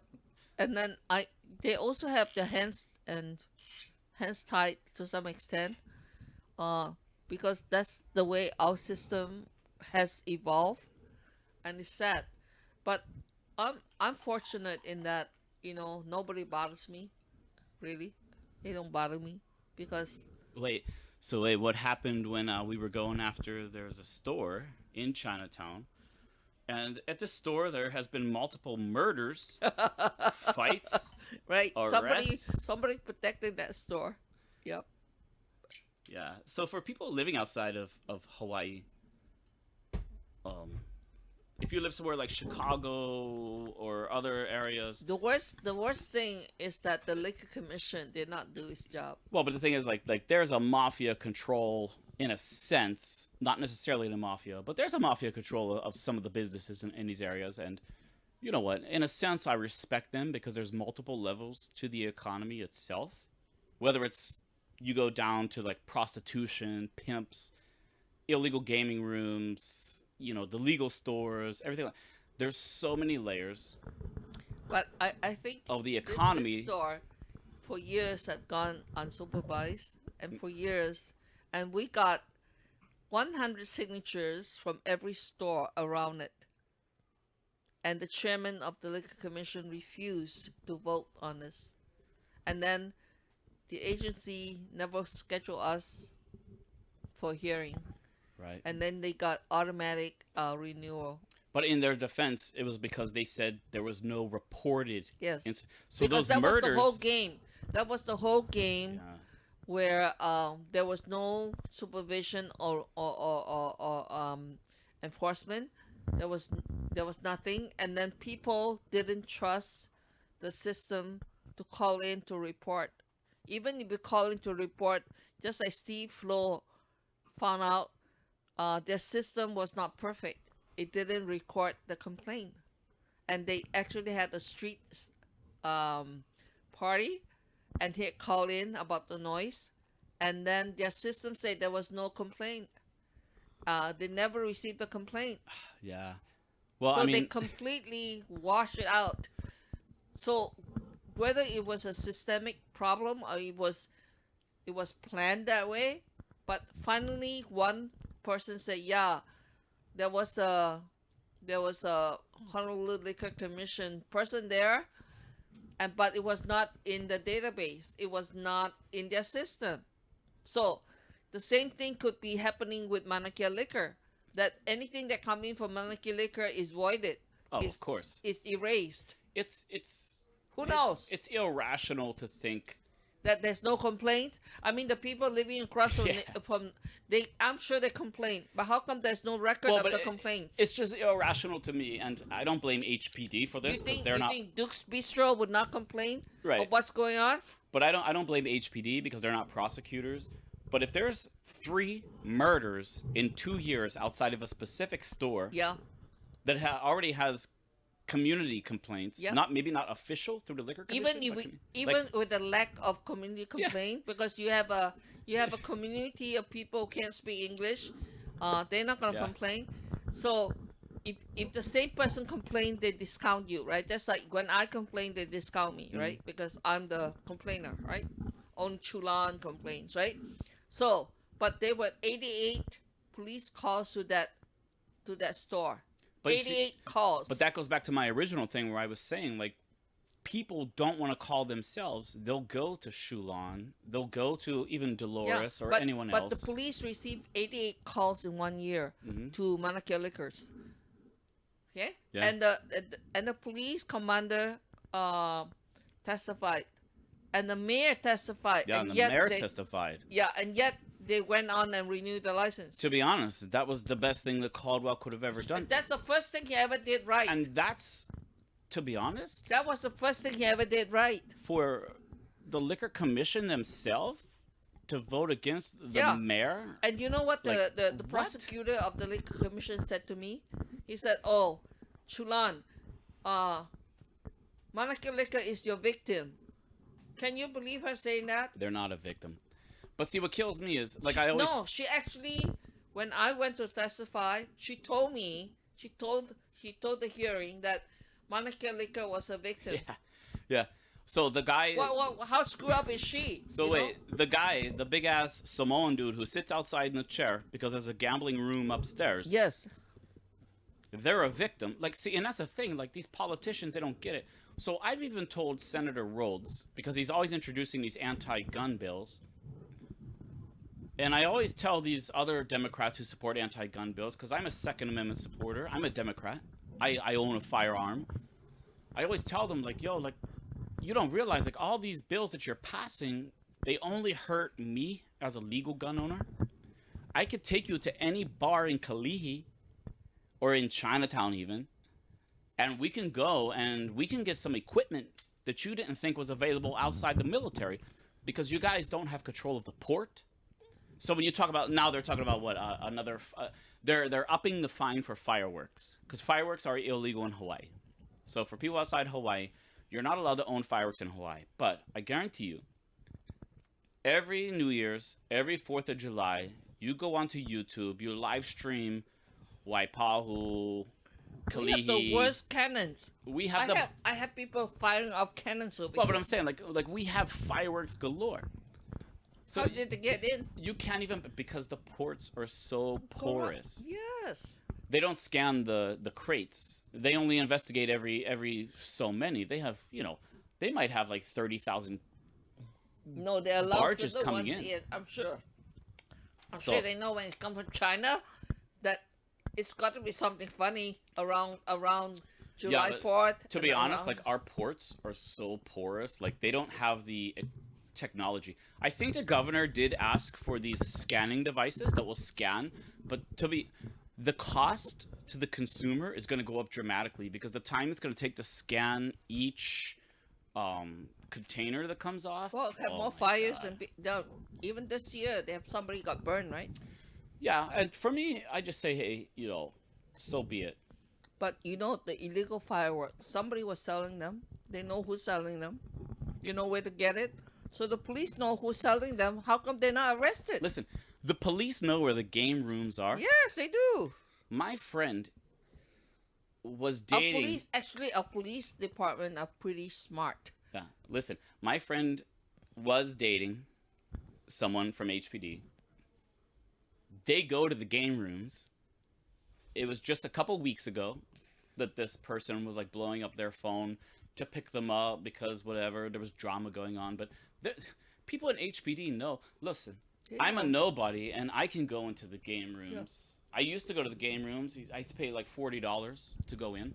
And then you go in and it's like some shitty ass, table games and casino games. But, if you win, you can't tell nobody, but you have to tip the cashier, you have to tip the manager, and you have to tip the door guy on the way out. If you don't tip the door guy on the way out, the manager and them who know that you won are going to tell him, and then he's going to rob you. So you might win $15,000, but you're going to walk out with probably $5,000. But that's how the game rooms work. I've been to them. I have no shame with saying that. I've been to the after hours clubs. So that's why when I ran for office, I was like, I have so much insight as to how things work. I'm not looking to necessarily punish or make everything illegal, but you have to go in with a realistic sense of how the economy works, how people are making money, and how drugs, guns, and prostitution is coming in. I was just in Walmart buying an SD card for my recorder, and there was this older black guy with two really bad looking his prostitutes, and it was just disgusting. But that's the reality, right? That's how they make their money. They got their own thing going on. But until people start realizing that there's, I can tell you, in Chinatown every day there's been betting going on, there's been numbers going on. Oh yeah, the same Vietnamese guy, there's a Vietnamese gang here. Yeah. And they're all over, and they take bets. They play lottery, and they have all kinds of bets going on. And the same guys always in Chinatown. Always sitting around. What street is Duke's Bistro on? Is that Mauna Kea? Yeah. So every day when I'm walking home from work, at the corner there on Mauna Kea and Beretania, there's a group of Asian guys. They have all this liquor with the security cap still on from whatever store, and then there was a girl out there with these Gucci bags and things. Like it has turned into like a hot spot of either stolen or the parking lot of whatever goods. Mm-hmm. Yeah, and from what I understand, my friends that used to work at Honolulu, they used to own Honolulu. They used to send me security video, and I used to send it to you. But there's a lot of these restaurants buy their liquor from people who steal it, and they buy it cheaper. And that's what I'm saying. Like when it comes to the economy, there's multiple levels to the economy that are working here. Yeah. Honolulu Liquor Commission. Individuals are selling liquor outside Chinese Cultural Plaza by the steps. Yeah, every day when I walk home, I see them. Every day, there's 3 of them every day selling liquor. Yeah, selling wine and hard liquor from stolen. And they stare at me because I'm white. Yeah, on River Street. They think I'm a cop. They sell them $12 a bottle. And why aren't they catching these people? Because HPD will always tell you, and the Liquor Commission will always tell you that they're trying to catch the bigger fish. They're trying to see who's the bigger fish. Bro, there is no bigger fish. These dudes stole that liquor themselves. There's no bigger fish. These dudes stole that liquor themselves. It's either from Long's, from Walmart, or from Costco. It's crazy. And they're selling on River, where San Mall is. Yeah. And it's sad because these criminals basically run our community more than we do. And then the food stamp guy, they're selling shrimp. Yeah. They're selling steak. They're selling rice. I just don't think we have enough cops willing to. Yeah, we don't have enough cops. Even willing to catch them. The problem is HPD does have such a good academy. They're ranked number 2 in the U.S. That they get poached. As soon as you graduate, they're being poached for, $90,000 a year jobs in California, $100-something thousand an hour a year jobs in California, Nevada. I have always argued that we need to pay HPD more. 100,000. Yeah, like you gotta pay them more because we need more people. If police get that pay, firemen and teachers, Yeah. nurses. But they won't even pay the teachers more. No, my son is making $55,000 a year. What kills me is it's the same thing with the state. Like, they want to pay these administrators who do nothing but micromanage, and they're supposed to develop policy, but at the end of the day, if you don't need policy for anything, then don't. But they're paying these administrators 6 figures. I'm telling you, a garbage man makes $110,000. Yeah. That's overtime. The longshoreman works only for 30 hours a week, Yeah.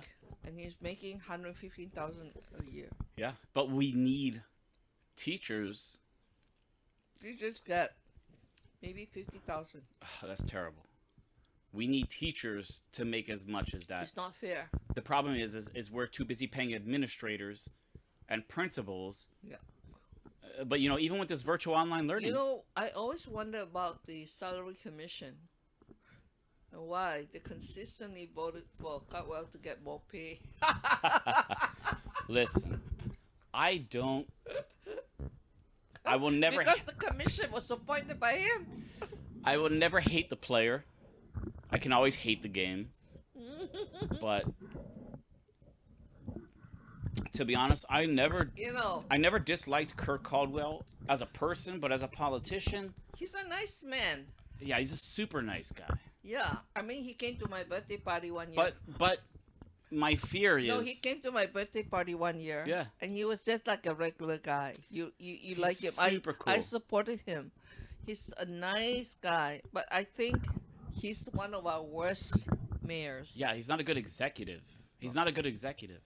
So I could be friends with people and just, the reality is you're not a good I had spoken to him leader. before he ran. He was running against Carlisle. Carlisle was a mayor, and I supported Caldwell and even donated $500 to him. And then I asked him, I would support him if he would support bathrooms in Chinatown, right? He said he would. And then he fucking turned his back. Well, we did have the hygiene center, the first in Honolulu, and it's under Caldwell. But Carlisle told me no bathrooms. That's why I told him I cannot support you. Carlisle told you that. Interesting. See, I don't know much about Carlisle because that was before I got It's into. a one term, but I think Carlisle is a very interesting person, bright. But I don't think most mayors have an understanding of Chinatown like Farsi or like Harris. Yeah, I don't think they understand. Because Chinatown is such a colorful and important historic place, and all of them mishandle it, and except for Farsi. One of my things with And Chinatown Harris. is Yeah. in Chinatown. Maybe Blangiardi will get it, and it will be. Well, we can hope, and actually, I want to get into that And I with think Mike Formby. If he gets it right, it will be his legacy. But here's my defense of Chinatown, which I used to tell even Senator Carl Rhodes, which I'm pretty sure he knows, but I don't know. It's a lot of immigrants who own businesses, and a lot of their people might be illegals, and the last thing they want to do is combat what Kirk Caldwell said.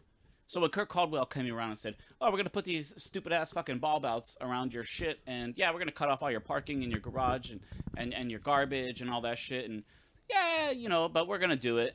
What do you think about it?" Of course, the owners were like, "Yeah, okay," because they just don't want to deal with the immigration and all that, and I respect that. My hope is with Formby. Is it Formby or Formsby? Mike? Mike Formby is, I think, a good man who's trying to work.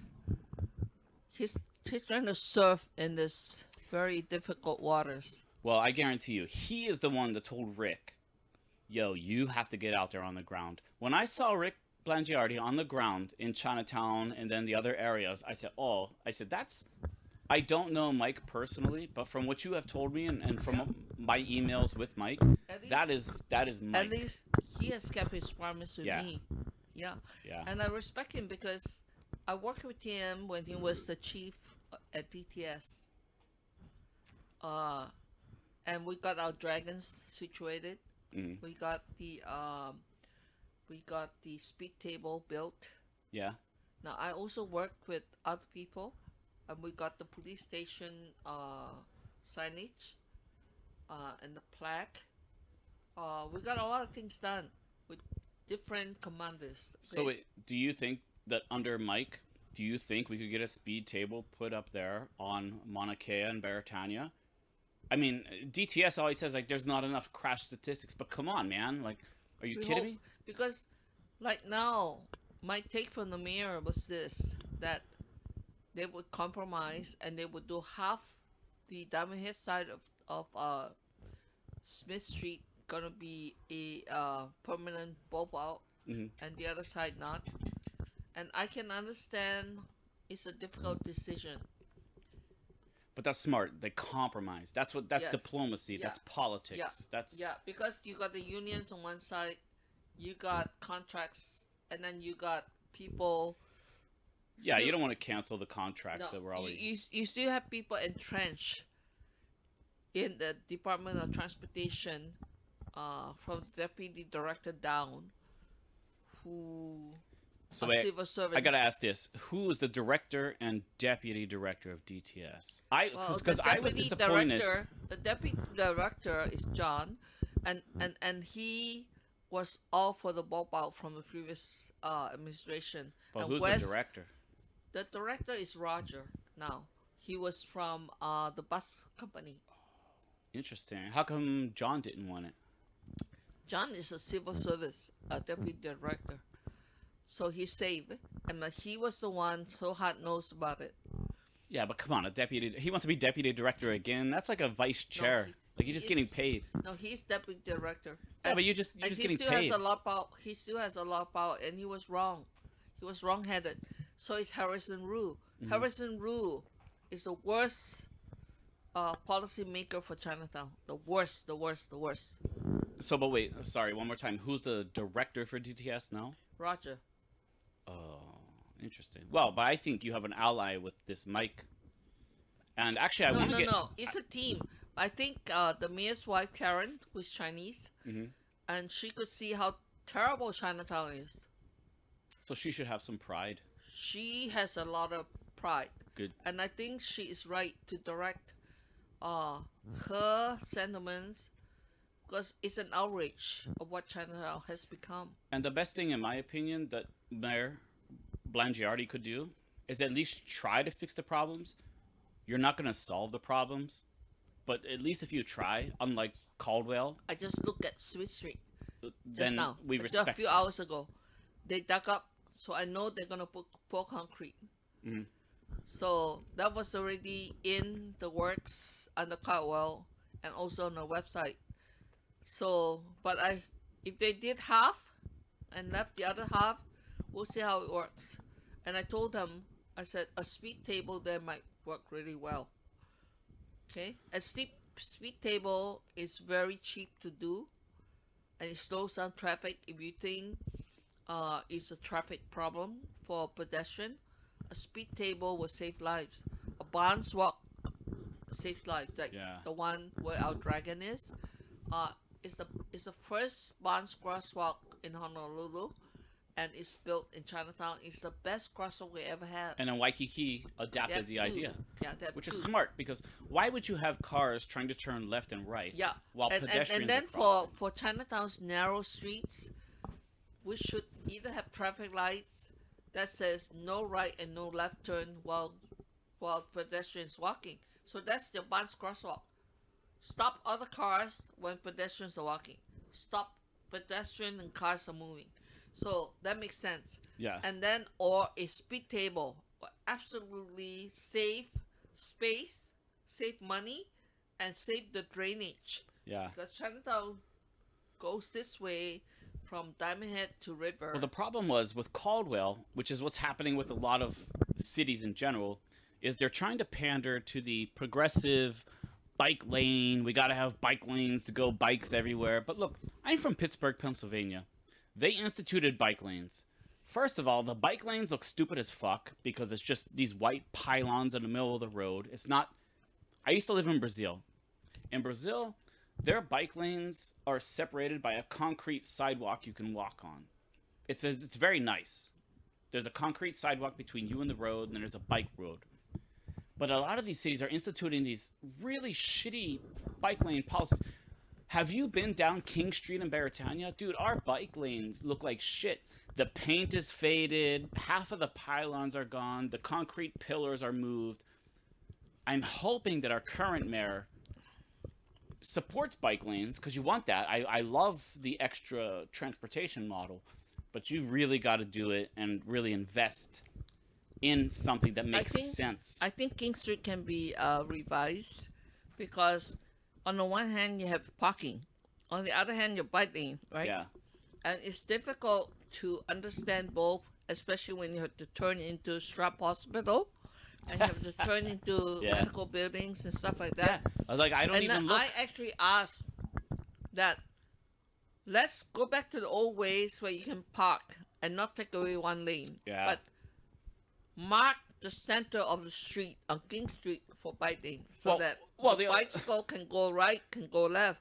But right now, the way is on one side. It can only go one way. Yeah, it cannot turn stupid. right. Look, it cannot turn.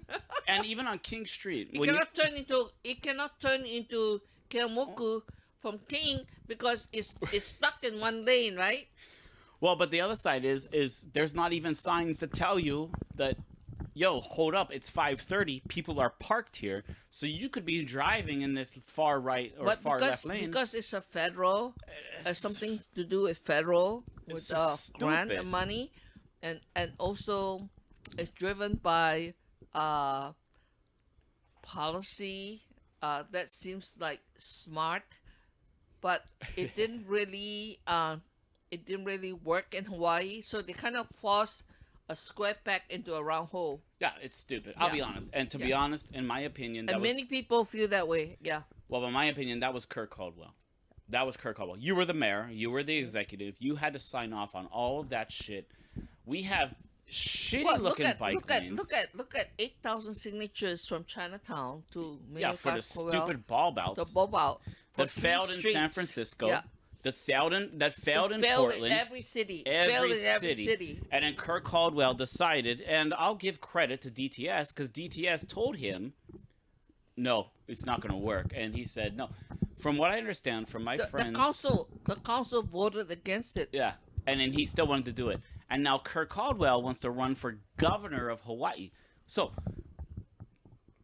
we'll circle back. The whole reason for me wanting to start this podcast is because in Hawaii, we don't have a platform for people to share their true opinions.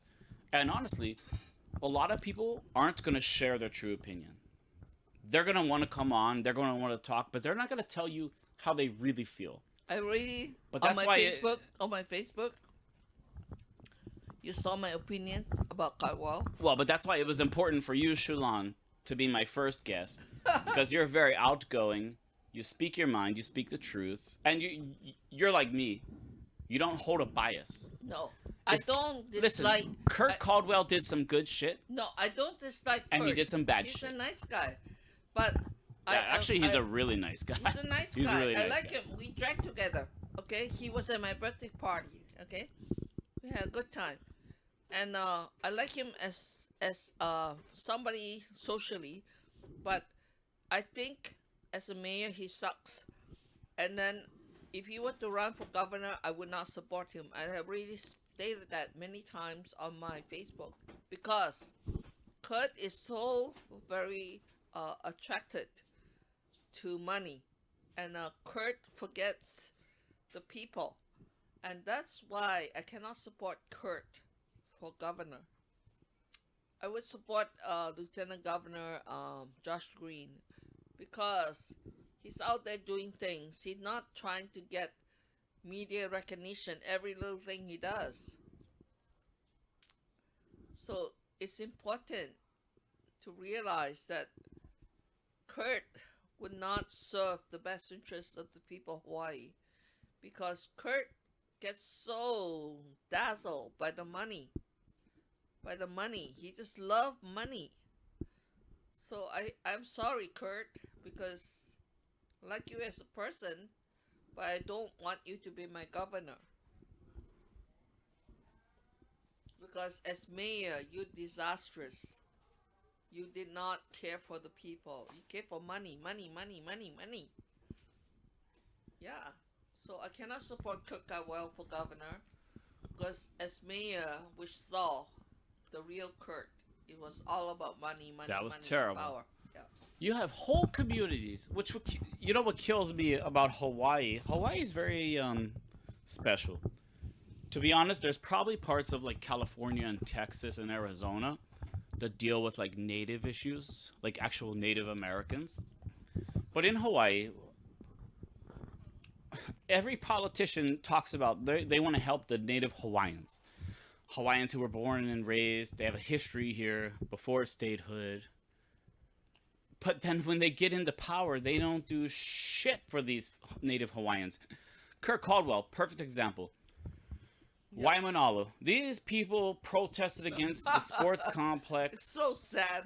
Where was that? Where was the windmills? I even forget where the windmills were supposed to be. And they protested. Plus the people that accept And city park. and he was forcing people to accept shit. Like, listen, bro. Like, you were just giving a speech about supporting Native Hawaii, and that's what's so gross about politicians. But it's gross about voters. The voters don't hold these politicians accountable for what they say. The scary thing is, which I tell everyone, Kurt Caldwell has the best chance to win governor of Hawaii, even over Josh Green. Because Josh Green doesn't have a name so much. But Oahu decides everything. Oahu is the city center, which is terrible because we develop policies and laws that really destroy the livelihoods of the rural areas of the Hawaii Islands. But our politicians will sit there and tell you how they're supporting Hawaiians, but yet they're destroying things. A lot of Hawaiians rely on gun rights and gun initiatives to hunt and get food. But on Oahu, they say, oh, we support Hawaiian rights and Hawaiian issues, but we're going to ban your use of semi-automatic firearms. Those firearms that you need to defend your farm because you might have a horde of 100 pigs disrupting your crops that you're trying to, sell. And what are you going to do with a bolt action rifle? You're going to fucking shoot all these, but the people on Oahu, they don't get it. It's same thing with Caldwell. They just say like, oh, we support Hawaiian rights. Even this, it's so gross when white people, like me, I'm white, they say, oh, I defend Hawaiian rights. And you're like, what the fuck do you do for Hawaiian rights? How many Hawaiian leaders do you know? Because they're very diverse, and there's many, and they all have a different opinion about the lineage, about the next, royalty in line. My favorite, which is one of my best friends, Bill Sousa. You know Bill Sousa. He's a member of the Royal Order of Kamehameha. His view of Hawaiian rights and Hawaiian history is different than, say, Ernest. Ah, yes. Yeah. I know Bill. But you know what I'm saying? Like, it's just crazy how these politicians, they use people and whatever. But to circle back... First off, I gotta tell you something. The Hawaiians need to shape up. Because OHA... 100%. OHA is such a powerful organization that's been mismanaged. And also DDHL. DHHL. Yeah. Department of Hawaiian Homeland. So, Yeah. for those who don't know... Because they're not... But let's explain what Department of Hawaiian Homelands is, because for people who might listen outside of Hawaii, they don't understand that there is a State Department that is supposed to control what other states would consider tribal lands. We control Hawaiian lands. So, but it has so much money. Yeah. But it's not even getting the land and homestead.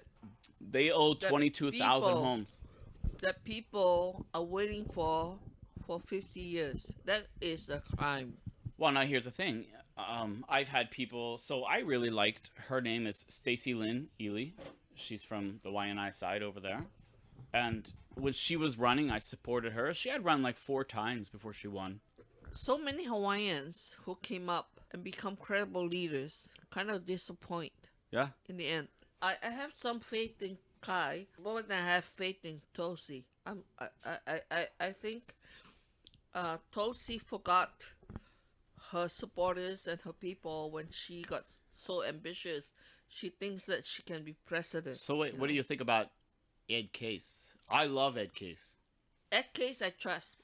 I love Ed Case. Because Ed Case was a congressman once, and then he lost, and then you have somebody else, but when he ran, he got overwhelming support because number one, Ed Case is a local boy, Yeah. and Ed Case cares about Hawaii, and I really trust Ed Case. But the Democrats were after him because he was saying so Well, he wanted. the reason why they fought him was because he had the audacity to run against Akaka. No, not after. Yeah. No, I'm talking about last year when he made statements that he was against the Jones Act. But he wasn't against the Jones Act. He just wanted a waiver. No, he's right about the Jones Yeah, Act. he wanted a waiver. But in Hawaii, even with the unions, and disclaimer, I'm a state director for Hawaii Government Employees Association, which is the largest public sector union. I think we need to get rid of the Jones Act. It's a scam. Yeah, so I just want people to realize No, that the Jones Act is a scam. Yeah, but I want people to understand that my views are not the views of the unions I represent. And Congressman Atkins is correct, because you don't change policy just by changing the flag. Yeah. I think Senator Inoue, who started this thing, was trying to employ union people and people from Hawaii. But as reality sets in, it's not possible always to have can't. union people to run these places in the ship, because you take people from Indonesia, from Thailand, all that to run the ship on cheap labor. Yeah. And then you then land in Hawaii, and then all of a sudden you have to change shirts and say, oh yeah, I'm union, I'm Hawaiian, da. But that doesn't work because it's not honest. Truth. Yeah. And I think the Jones Act need to be repealed so that we can then set in a new policy of honest commerce and honest marital commerce, and say, okay, if you come into my Hawaiian waters, it's Hawaiian flag. Yeah. And then our people are protected. But if we're out in the international waters, it's international. So the Jones Act is important to be repealed or modified to the point where we are credible. Right now, we're not credible. What I want to do, because we're already like 2 hours, 16 minutes. Oh, no, kidding. Good. I really appreciate you being my first guest. But Chu Lan Shubert Kwock is such a great person who has done so many things against the grain. You know, at times when men were in charge of everything and men were shitting on her. So my view was she has to be the first guest on because she's my favorite person and we have so much to talk about. I'm willing to keep going. But actually, James, I applaud you for your podcast, because I hope that our sessions would benefit people who are afraid to speak up, Exactly. who doubt their own abilities. Exactly. And I want people to feel that faith in God and faith in themselves are very important. Yeah, because people don't realize, like, just in general, like, all we did originally was I just bought the podcast equipment. I said, I got shit to say. I know about the corruption in the unions. I know about the corruption in local politics. You know. But the problem is that no one has a venue to speak out. Yeah. Because everyone's so afraid. But you know what? I'm not afraid. I don't care. I don't want any position that tells me I can't just speak my mind. I think, James, we don't talk shit in the sense of that. No, you just talk reality. Yeah, shit means falsehood. But you and I are not here to talk about falsehood or spin. Correct. I think what we're here to say is to empower people who are afraid and who feel like giving up is people to people. Yeah. And that you need to have faith that God is important to our lives and that we need to live by God's good things that He want us to do.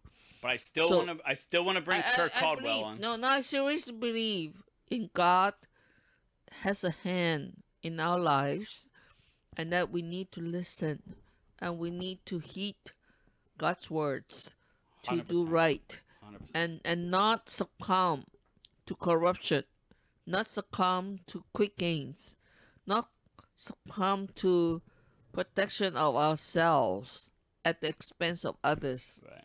So we need to be sincere, passionate, independent, and trust in God that our lives has meaning and our lives can inspire others to achieve doing right by not being afraid to stand up Right. and say, no, that's not acceptable. And that's a problem though. A lot of people nowadays won't.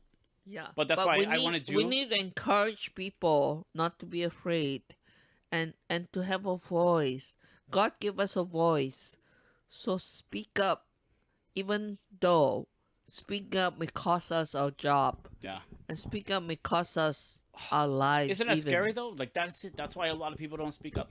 No. Dude, I'm a union steward Yeah. at my workplace, and a lot of people won't say shit because they're so No. afraid of I- losing their I- job. I I'm am- like, bro, you're my not gonna life, lose your job. My life Are you is kidding me? My life is in the hand of God, and I work as a God's servant to people who needs a voice, who needs to speak up, and I represent them because they are so hurt and they are so underrepresented. All right, because so wait. So what we're gonna do, just to close it out, because Chu Lan, thank you so much. You're my first guest because you're my favorite person because you have helped me get involved in local politics, the local scene. My network grew because of you. No, I just want you to learn truth. So what I want to know Yeah. is, what do you have planned? You were just reelected to the neighborhood board, That's a funny one, yeah. which is a whole nother conversation. We can Yes. do that one too. I actually wanted to retire at 70, which was my hope and my dream. But with this new administration, I think I need to help them. And We're talking about Mayor Blangiardi. yes, and I need to help them. I think people want something really truly new. Different and someone Yeah. real, like bro, like And I think they also wanted somebody that well, I'll admit, would not I would do not, like Rick. would not be a career politician. Well, when I first heard that Rick was talking about we might go to tier 3, I was Yeah. pissed. Yeah. But then when he explained that the governor has to sign off on moving to tier 3, I said, okay. But I really think that people want to follow rules. Even But do you think Josh Green would be a better governor? one of the things that impressed me about Josh Green is that he's a man of action, and that is, he yes. has proven Fuck yeah. in so many times that he went out. And then I was so sad that the governor banned him from all of the COVID. Yeah, the governor, because he was Yeah, jealous. I mean, here's a doctor. But who's- Ige isn't running for nothing after No, here. no. And then he's doing good work, and all of a sudden he's banned. And to me, I Well, never then- understood that. To close it out, I really appreciate your input and everything you've been saying. You've been a great first guest. And like I said, like the reason I wanted you to be the first guest is because you're the reason that I got so involved in politics. So I appreciate you being my first guest. If I take off and become famous, thank you so much. Chu Lan, what do you got going on in your life? You were just elected to the neighborhood board.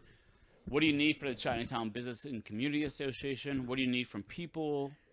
We 30 continue seconds. to serve. Serve.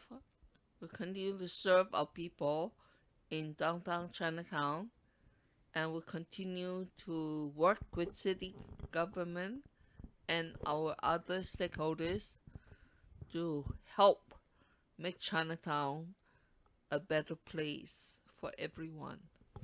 100%, 100%. And I want to thank everyone that tuned in tonight. And it was my first podcast with my first guest. And she's very important to me. But we have a lot of important topics to talk about within, not even Hawaii, but just nationally. But if you're interested, continue staying tuned in, and then we got you. So thank you.